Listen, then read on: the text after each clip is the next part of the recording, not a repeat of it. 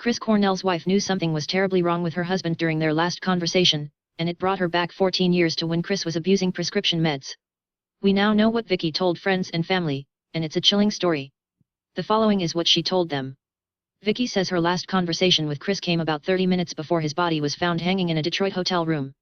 Vicky says just before Chris called her, the lights in their family home, which Chris could control remotely from his phone, began flickering on and off.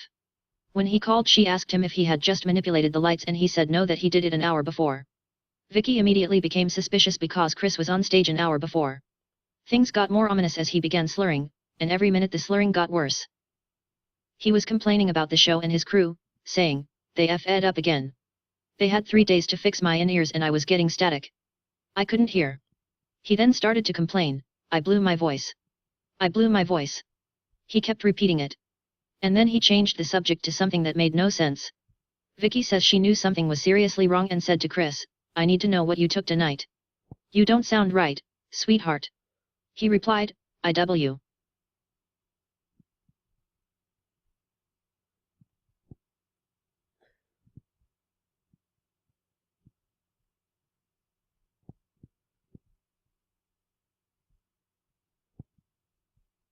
"I was really angry and I just took 2 Ativan.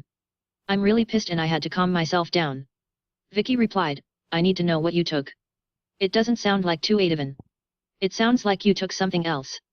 You need to tell me now what you took. I forgive you." Vicky says at that point Chris' entire demeanor changed.